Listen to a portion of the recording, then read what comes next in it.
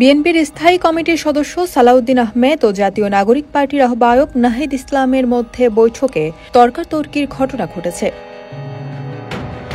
মঙ্গলবার বিকালে জাতীয় ঐক্যমত্য কমিশনের প্রধান ও অন্তর্বর্তী সরকারের প্রধান উপদেষ্টা অধ্যাপক মোহাম্মদ ইউনূসের সভাপতিত্বে বৈঠক হয়।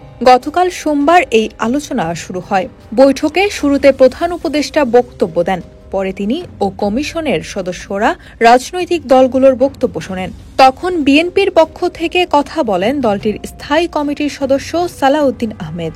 তিনি ৩১ ডিসেম্বরের পরে জাতীয় নির্বাচন হওয়ার সুযোগ নেই বলে অন্তর্বর্তী সরকারকে জানান।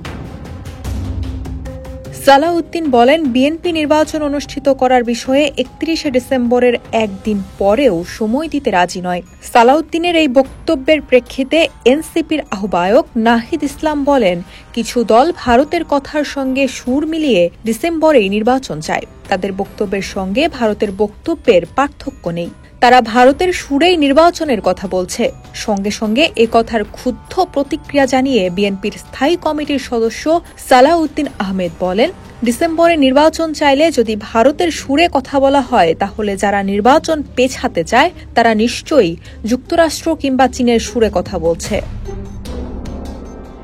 এ নিয়ে দুই দলের নেতাদের মধ্যে বাকবিতণ্ডা শুরু হয়। পরে উপস্থিত রাজনৈতিক নেতারা তাদের নিবৃত্ত করেন। বৈঠক শেষে বিএনপির সিনিয়র নেতা সালাউদ্দিন বলেন, আমরা বিশ্বাস করি ডিসেম্বরের মধ্যেই জাতীয় নির্বাচন অনুষ্ঠিত করা সম্ভব।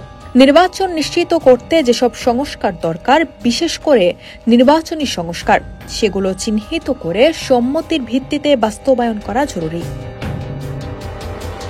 অন্যদিকে এনসিপি আহ্বায়ক নাহিদ বলেন, জুলাই সনদের বাস্তবায়নের আগে নির্বাচনের তারিখ ঘোষণা করা ঠিক হবে না। আগেভাগে নির্বাচনের তারিখ ঘোষণা করলে সংস্কার প্রক্রিয়ায় বিঘ্ন ঘটতে পারে।